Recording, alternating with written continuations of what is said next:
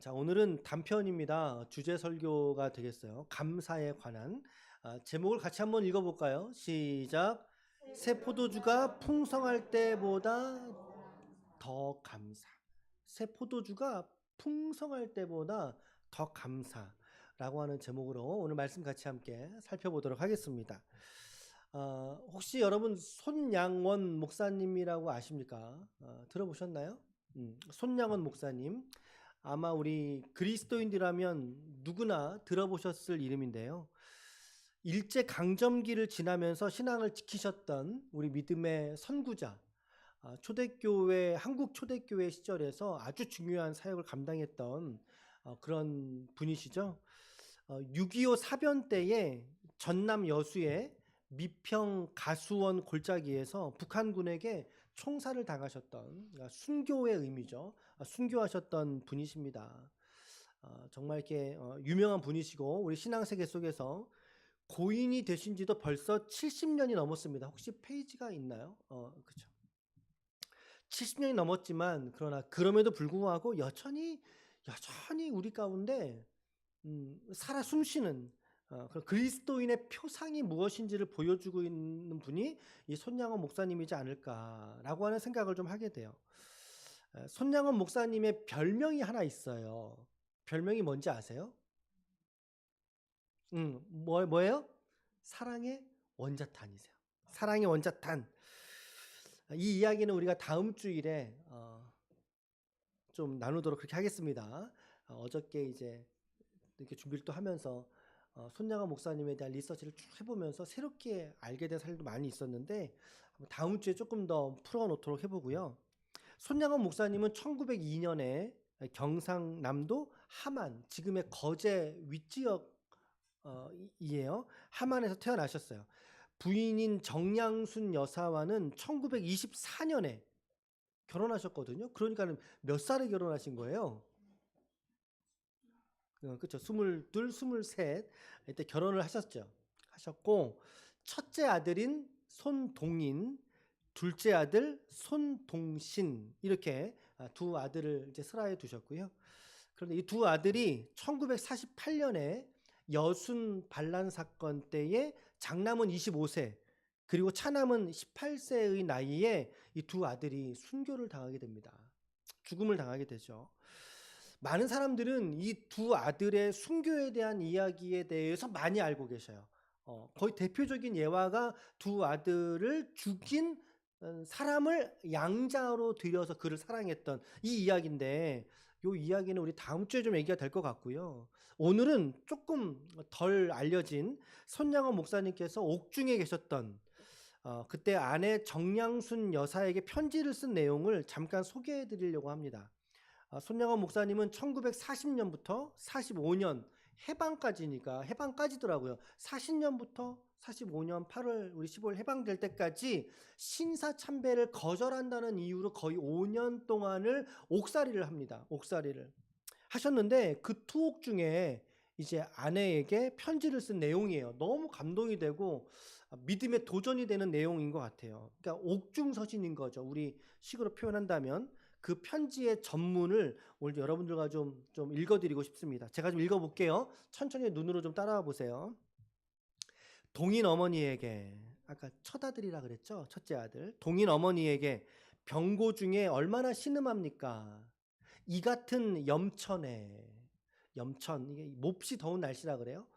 염천, 내 고열도 심한데 게다가 병고까지 있으니 설상가상입니다. 그러나 하나님의 사랑과 진리는 기후와 환경을 초월하니 안심하소서. 꽃 피고 새우는 양춘가절, 따뜻하고 좋은 봄철, 양춘가절에만 하나님의 진리가 있는 것이 아니라 백설이 분분한 엄동 혹한 중에도 하나님의 사랑은 여전하며 오곡백과가 성숙하는 가을 9월에만 하나님이 있을 뿐이 아니라 한천출배, 이게 원문 그대로입니다. 땀이 샘솟듯이 많이 흐르는 한여름 땡볕의 이야기인 거죠. 그러니까 한천출배를 이루는 이 같은 염천에도 하나님의 사랑은 여전하다, 여전하며 금전옥루, 크고 화려하게 지은 전각과 누각이라 그래요. 금전 옥루에서 산의 진미를 먹을 때에 하나님의 사랑을 찬미할 뿐 아니라, 그건 너무나 당연한 거잖아요. 그러나 수간 두오, 몇 칸 안 되는 작은 집 속에 살면서도 귀한 질고 중에서도 하나님의 사랑을 찬양할지니 항상 기뻐하시고 범사에 감사하소서. 당신의 신앙이 능히 병고를 극복할 것을 나는 믿고 나는 안심합니다. 여보시오, 나는 솔로몬의 부귀보다도 욥의 고난이 더욱 귀하고 솔로몬의 지혜보다도 욥의 인내가 더욱 아름다워 보입니다. 그것은 솔로몬의 부와 지혜는 나중에 타락의 매개가 되었으나 욥의 고난과 인내는 최후의 영화가 된 까닭이에다. 사람의 영화는 최후를 보아서 알고 참다운 지혜는 죄악을 떠남이 참다운 지혜이겠나이다. 안심과 희락은 만병이 보약이오니, 안심과 희락은 만병의 보약이오니 모든 염려는 주께 맡기고 부디 병석을 떠나소서. 1943년 8월 18일 손양원. 이게 손양원 가족회에서 기록한 손양원 목사님의 자료 중에 하나예요. 어머니에게 보낸 편지. 이때가 광주교도소에 있을 때라 그래요. 1940년부터 45년도까지 뭐 이 기간을 투옥을 했으니까 43년이잖아요. 옥에 있을 때 아내에게 쓴 편지인 거죠.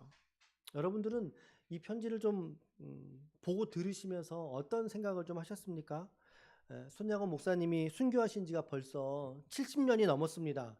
48년도에 50년도 9월 달에 이제 소천을 하셨으니까 70년이 넘었지만, 그러나 그럼에도 불구하고 우리 후대들에게 이처럼 신앙의 별과 같이 빛나는 이유는 무엇일까라고 생각을 했을 때, 그것은 바로 하나님 앞에 이처럼 구별하여 드린 욥과 같은 신앙의 모습 때문이지 않을까라고 하는 생각을 저는 좀 해보게 됩니다.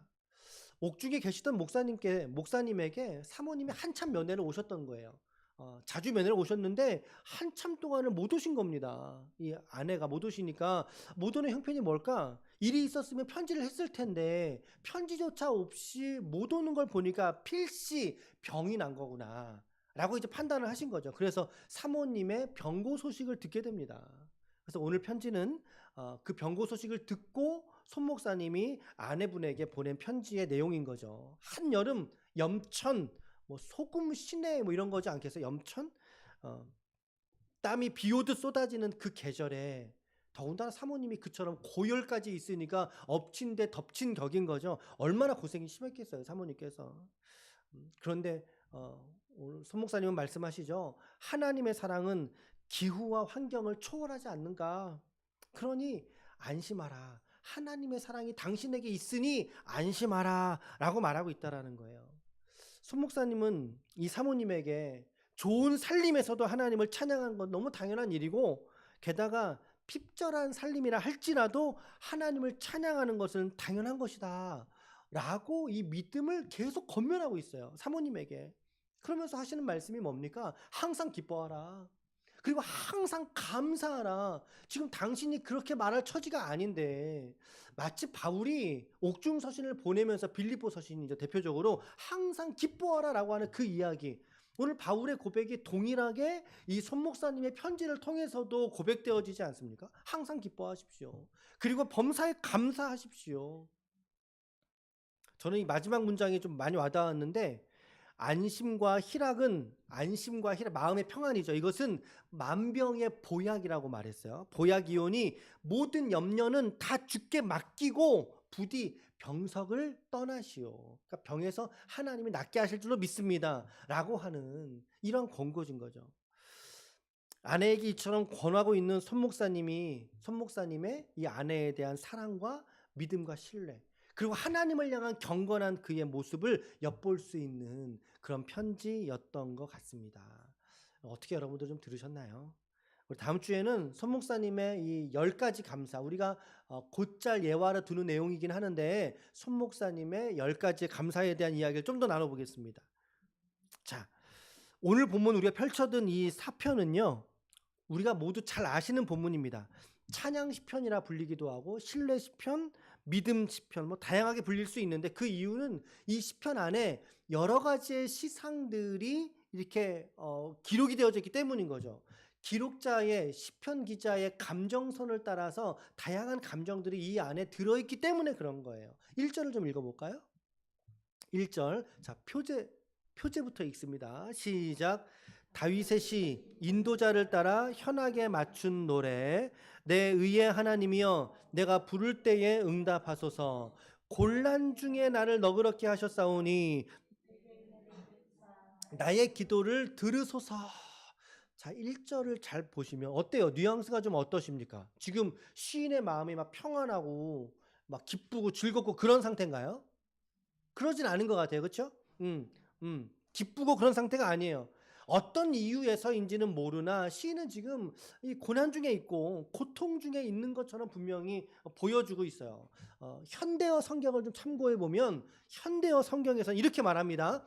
표제 자체에 이 시인의 고통이 무엇인지를 알려주고 있어요. 아예 표제입니다. 현대어 성경의 표제인데 비방을 해도 기뻐하여라예요. 비방을 해도 기뻐하여라. 부르짖을 때에 대답하소서. 이 몸이 바르다 하시는 하나님, 너는 오라. 너는 틀리지 않았어. 너는 오라 하시는 하나님, 어려움 속에 빠진 이 몸을 자유하게 하신 것을 기억하고 있사오니 안 됐다 여기시고, 지금의 내 형편을 하나님 안 됐다 여기셔서 내가 두 손을 모아 하나님께 기도할 때 그 기도에 하나님 선하게 응답하여 주옵소서, 기도를 들어주소서라고 말하고 있어요.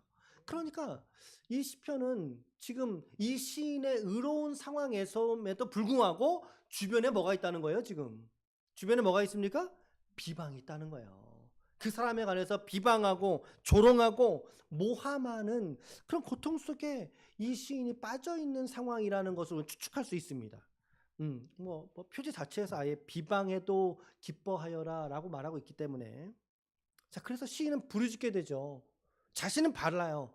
바르다, 즉 옳다 하는 가운데 있지만 그러나 사람들이 자기를 계속 손가락질하고 비방한다는 거죠. 조롱한다는 거죠. 그 조롱하는 그 모습 속에서 고통당하고 있는 나의 모습을 하나님 좀 보십시오. 보시고 안 됐다라고 불쌍하게 저를 좀 여겨주십시오. 제가 손을 들어 기도할 때 저의 기도에 응답하여 주시옵소서라고 말하고 있다는 것입니다. 우리 성도의 삶 속에 정말 항상 기쁘고 즐겁고 감사가 넘칠 만한 그런 일들만 우리 인생 가운데 가득 있다면 얼마나 좋겠어요. 예. 그러나 그렇지 않다는 것을 우리는 깨닫고 있습니다. 그렇죠? 그렇지 않다는 것을 우리는 이미 경험적으로 알고 있고 우리 말씀 속에서 우리가 깨닫고 있는 바이지 않습니까? 우리가 믿는 자로서 하나님 앞에 구원받은 성도는 예수 그리스도의 의가 입혀져서 구원받은 성도 아닙니까? 그러니까 잘못이 없는 거죠. 그러나 주변에서는 어때요? 자꾸만 조롱하는 이야기들이 다가온다는 거예요. 힘들게 하는 주변 사람들이 있다라는 거예요. 무언가 직장에서도 직업에서도 직장의 상관, 말 안 듣는 후임들, 우리의 바이어들, 또 만나는 사람들, 이웃들, 관계들, 얼마든지 우리 인생 가운데 이런 조롱과 어려움들이 다가올 때가 있다라는 거죠. 손양원 목사님이 옥에 투옥되었던 이유는 다 한 가지입니다. 다른 어떤 행정적인 죄를 범했기 때문에 들어간 것이 아니라 신사 참배를 거절한 이유로, 뭐죠? 의롭다 하는 이유로 들어간 거 아닙니까? 오늘 시편의 이 기자의 마음과 손양원 목사님의 마음이 참 흡사 비슷하겠다라는 생각을 했고, 오늘 우리 성도들의 삶의 상황도 역시 비슷하겠다라는 생각을 동일하게 한 거죠. 또한 6.25가 터지고 북한군의 참상을 보았을 때 결국에 손 목사님에게 그 믿음이라는 것은 손 목사님에게 믿음이라는 것은 그러한 상황 속에 드러나게 된 거죠. 그런 상황에서 붙들 수 있었던 것이 믿음이었던 것이죠. 오늘 시편의 기자와 정확하게 맥락을 같이 하고 있던 것입니다. 그럴 때 사람들은 말합니다. 뭐라고 말할까요? 2절입니다. 2절입니다. 시작. 인생들아, 어느 때까지 나의 영광을 바꾸어 욕되게 하며 헛된 일을 좋아하고 거짓을 구하려는가? 셀라. 셀라라는 건 이제 얼씨구 이런 거거든요. 우리 그 창 같은 거 하면 추임새예요. 그래서 사실은 안 읽어도 돼요. 안 읽어도 되는데 성경에 기록이 되어 있으니까 읽은 겁니다. 이런 셀라가 그런 의미예요. 자, 이 2절 말씀을요, 현대어 성경으로 보면 이렇게 되어 있단 말이에요.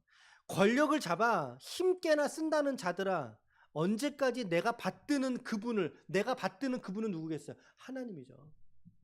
그분을 우습게 여기려느냐? 언제까지 헛된 것만을 좋아하게 하려느냐? 언제까지 거짓말을 따라가려느냐? 라고 하는 거죠. 시인은 자신이 믿는 이 신앙 때문에 주변에서 조롱을 당하고 배신과 배반을 당했던 상황 속에 있다는 거죠.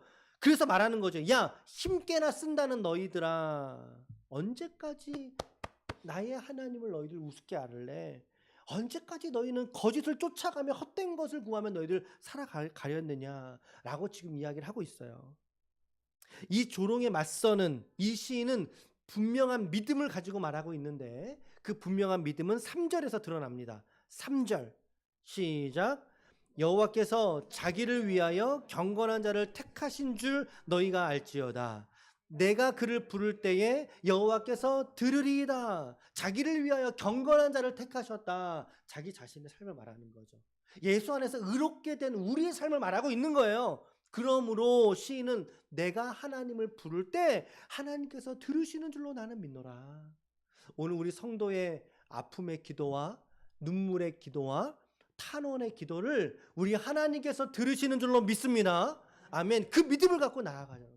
그 믿음을 가지고 시인은 이처럼 자기의 기도 속에 하나님께서 선하게 응답하실 것을 확신하고 있는 거예요. 그래서 이 시편이 확신 시편으로 분류가 되기도 해요. 그래서 확신을 가지고 있죠. 그러면서 자신의 삶과 형편에 있어서 하나님께 입술로 죄를 짓지 말라고 말하고 있단 말이에요. 입술로 죄 짓지 마. 4절입니다. 4절 시작. 너희는 떨며 범죄하지 말지어다. 자리에 누워 심중에 말하고 잠잠할지어다. 셀라. 아멘. 잡으셨어요? 하나님을 두려워하고 자기의 인생과 삶에 허락된 그 모든 일들 속에 불평과 투정, 원망을 가지고 입술로 죄를 범하지 말라는 얘기예요. 그 얘기 아닙니까? 그래서 잠잘 때에도 잠자리에 누워서도 잠잠하게 투정 내지 말고 잠잠하게 하나님을 묵상하라. 그런 의미이지 않겠어요? 그래서 세번역에서는요, 마음 깊이 반성하면서 눈물을 흘리라 이렇게 번역했어요. 세번역은. 그리고 더 나아가서 자기의 삶에 고난과 박해와 조롱함이 있을 그때에 더욱이 힘써야 될 것이 무엇인가? 5절입니다. 5절 시작.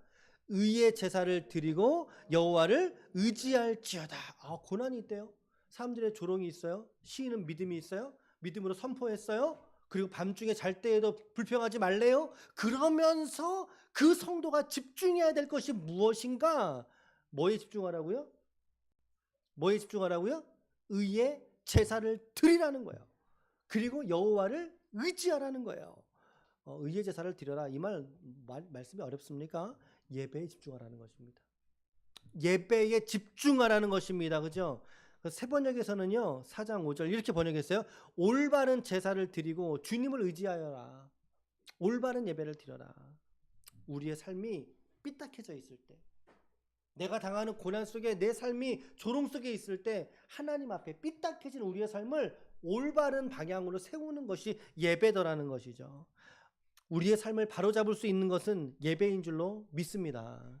그래서 예배에 더 마음을 드리고 예배에 생명을 다할 때 마음의 원망과 불평이 사라지고 그 마음에 하나님께서 평안의 옷을 입혀주실 줄로 믿습니다. 아멘. 여러분들에게 고난이 있습니까? 그럴 때는 예배에 더 집중하셔야 된다는 걸 잊지 마십시오. 자기 연민 속에 빠질 게 아니고요, 자기 고통 속에 매여 있을 것이 아니라 오히려 나를 구원하시고 나를 위해서 아들 예수를 십자가에 내어놓기까지 나를 사랑하신 그 하나님의 사랑 안에, 그 예배 안에 내가 오히려 더 천착하게 될 때, 그 예배 속에 붙들려 있게 될 때 우리의 영혼이 안전한 거예요. 우리의 영혼이 회복될 수 있다는 거예요. 우리 영혼이 소생함으로 그 마음의 기쁨이 다시금 회복될 줄로 믿습니다. 우리 신앙의 목사님 저 첫사랑을 회복하고 싶어요 라고 하시는 분들 상당히 많이 들어봤거든요.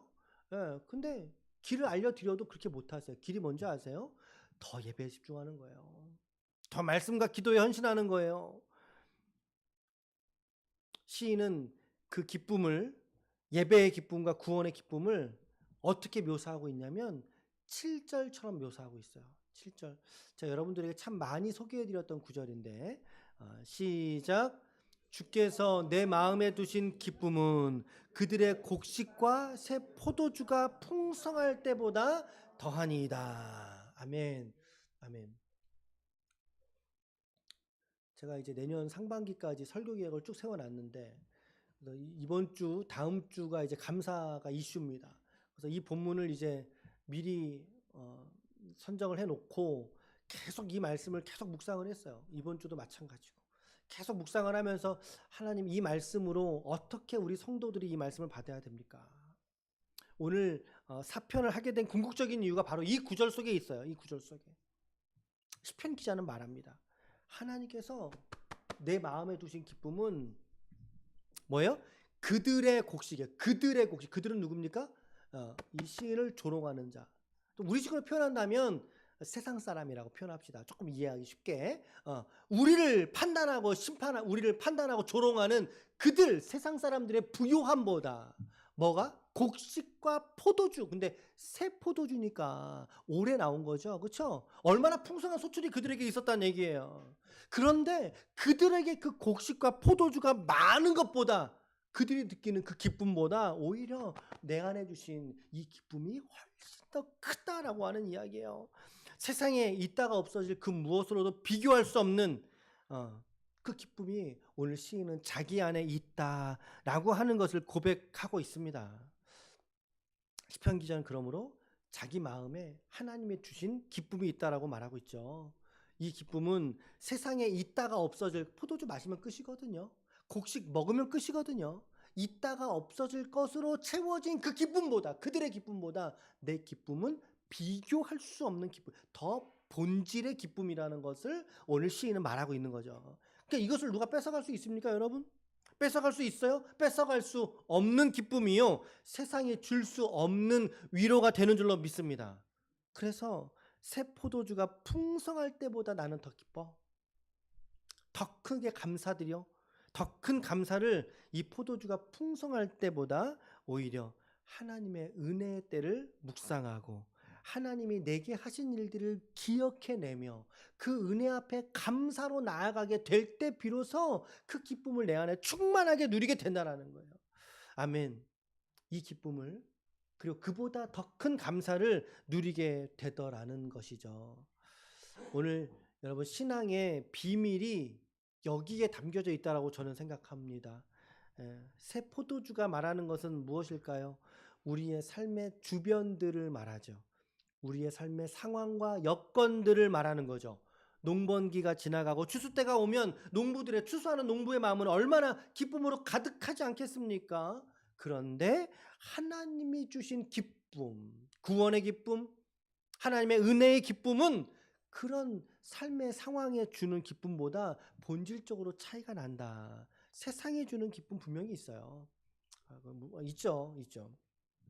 여러분 월급 들어온 날 기쁘세요, 안 기쁘세요? 월급 들어온 날 기쁘세요, 안 기쁘세요? 기쁘죠. 우리 통장에 돈이 들어오면 여러분 알림이 가요, 안 가요? 띵동 하고 알림이 입금됐다고 들어올 거예요. 그때 기쁘잖아요. 기뻐요. 그런데 그 기쁨보다 오히려 오늘 시인은 우리에게 말합니다. 하나님께서 내게 주신 이 구원의 기쁨이, 나와 함께 하신다는 이 소망의 기쁨이 더 크고 이것이야말로 진짜 기쁨이야 라고 고백하고 있다라고 하는 것이죠.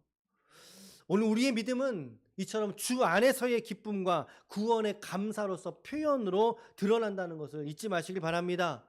이렇게 주 안에서의 기쁨과 또 감사와 만족을 발견한 우리 성도들, 어떻게 삶을 살아갈 수 있겠습니까? 그게 결론입니다. 8절입니다. 마지막 8절. 시작. 내가 평안히 눕고 자기도 하리니 나를 안전히 살게 하시는 이는 오직 여호와시니이다. 아멘, 아멘. 내가 평안히 눕고 자기도 하리니 나를 안전히 살게 하시는 이는 오직 하나님밖에 없습니다라고 하는 것입니다. 평안을 누리는 것이죠. 주변에 여전히 시끄러워요. 마치 풍랑이는 배 안에 흔들리는 배에 탄 제자들처럼 그러나 예수님은 그 풍랑 속에서도 어땠어요? 오히려 예수님은 주무셨거든요. 편안하게. 그렇죠? 그에게 평안이 있다는 것을 보여주셨듯이 오늘 우리의 삶에서의 모습은 어떻습니까? 예수를 내 인생이라고 하는 배 안에 우리가 모셨음에도 불구하고 이처럼 우리 주변에 자주 일어나는 풍랑과 자주 일어나는 비바람 속에서 우리가 좌절하고 불평하고 우리 안에 계신 예수를 깨우기보다 눈앞에 보이는 상황에 말미암아 불평하고 원망할 때가 얼마나 많이 있겠냐는 거예요. 주변에 보이는 것에 두려워하기를 선택하면서 우리가 살아가고 있는 것은 아닌가 생각해 보게 됩니다. 여러분, 믿음이라고 하는 것은 우리의 삶의 선택의 결과일 수도 있습니다. 왜냐하면 우리는 늘 선택의 기록 가운데 있기 때문에 그래요. 원망을 선택하느냐, 감사를 선택하느냐, 믿음을 선택하느냐, 불신앙을 선택하느냐, 하나님을 선택하느냐, 세상을 선택하느냐, 예배를 선택하느냐, 아니면 세상 약속을 선택하느냐. 늘 언제나 성도는 이 선택의 기로 속에 있단 말이죠. 그럴 때 오늘 본문의 시편의 기자가 보여준 모습은 무엇입니까? 믿음을 선택하라는 것입니다. 신뢰를, 확신이죠. 예수 안에서 갖게 되는 평강이 세상의 조롱을 이긴다고 말하고 있는 것입니다. 결론적으로. 그래서 그 믿음을 오늘 시인은 감사함으로 이처럼 드러내고 있습니다. 마음의 확신으로 드러내고 있어요. 기쁨으로 표현하고 있다는 것이죠. 손양원 목사님께서 마치 자신의 옥중 서신을 통해서 하나님이 자기와 함께 하심을 드러냈고 찬양하고 오히려 옥 외에 있는 아내를 위로하지 않습니까? 그에게 소망을 끝까지 가져다 주는 그 편지를 그 아내가 사모님이 읽고서는 어떤 마음을 가졌을까요? 어떤 마음이 들었을까요? 예. 마음의 확신? 하나님을 향한 신뢰와 소망을 깨닫지 않았겠습니까? 그 편지를 손에 든 그 사모님은 어떤 기도를 하나님 앞에 드렸을까요? 저는 이런 생각이 들더라고요. 즉흥적으로 하나님 감사합니다. 하나님 감사합니다. 라고 고백하지 않았을까요? 오늘 시인이 자기의 억울함을 두고 하나님께 신원을 의뢰하면서 자기 안에 주신 기쁨을 주신 하나님을 찬송하듯이 그 기쁨이 새 포도주가 넘칠 때보다 사람들은 다 여기서 기뻐하고 끝나거든요. 돈이 많을 때, 포도주가 넘칠 때, 곡식 염려가 없을 때 여기서 감사해요. 누구나 다 할 수 있어요. 그런데 시인은 그런 상식의 감사를 뛰어넘어 한 걸음 더 하나님을 향하여 나아가라고 우리에게 권면하고 있습니다. 새 포도주가 넘칠 때보다 더 기뻐하겠습니다. 감사하겠습니다. 라고 하는 것이 우리 신앙 성장의 비결인 것 같습니다. 여러분, 이번 주에 그래서 우리가 특별히 우리 좀 감사 릴레이를 좀 해보려고 하니까 같이 함께 또 동참해 주시고 또 한 문장도 괜찮아요. 한 문장. 뭐 미사역을 넣어서 아름답고 좀 뭔가 특별하고 뭐 그런 감사 아니어도 괜찮습니다. 우리 안에 주신 하나님의 감사의 파편들을 발견해서 그것들을 함께 나누고 풍성하게 나눌 수 있는 그런 시간들이 되시기를 바랍니다. 우리 토요일까지 좀 한번 또 해볼 수 있도록 그렇게 할게요. 7가지의 감사가 될 것 같은데 한번 하나님 앞에 또 같이 나누고 지체들과 함께 나누셨으면 좋겠습니다. 저는 오늘 손양원 목사님의 옥중 서신과 함께 시편의 말씀을 들어서 새 포도주가 풍성할 때보다 더 감사해야 된다라고 하는 제목으로 말씀을 좀 전했습니다. 한 주간 여러분들 어떻게 좀 기도하시면 좋겠어요? 기도의 최소치입니다. 최소치. 첫 번째 기도 제목입니다. 시작. 네, 우리가 지나야 될 일상의 삶은 때로는 가혹할 만큼 힘들고 또 지칠 때가 있습니다. 그러나 신앙과 믿음은 바로 그 현장에서 실제가 되고 그럴 때 능력이 되는 거죠. 신앙이 실제가 되는 그 방아쇠가 뭔가? 총이 나가려면 방아쇠 딱 당겨야 총알이 나가잖아요. 이 방아쇠가 뭔가? 감사에 있다고 저는 생각합니다. 감사. 그러므로 오늘도 감사함으로 나오시고 지체들께 다시 한번 이번 한 주도 여러분들에게 감사의 일상이 되시기를 축복합니다.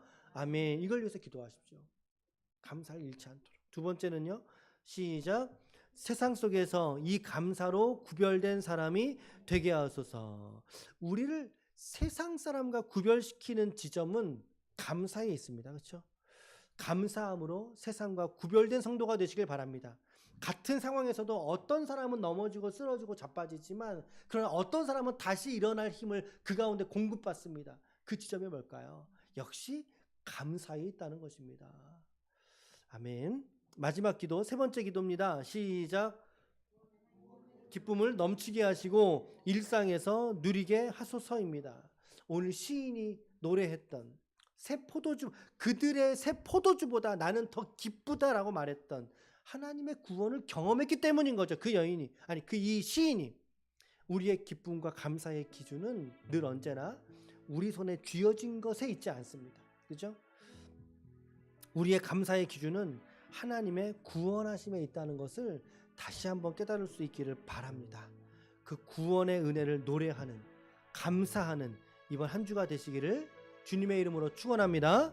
아멘. 아무쪼록 우리 오늘도 또 이번 한 주도 이 말씀 따라 감사하며 우리 입술로 불평과 투정을 내어 죄를 범하지 아니하며 믿음으로 하나님께 나아가는 우리 거룩한 종들이 우리 모두가 다 되시기를 예수님의 이름으로 간절히 축원합니다.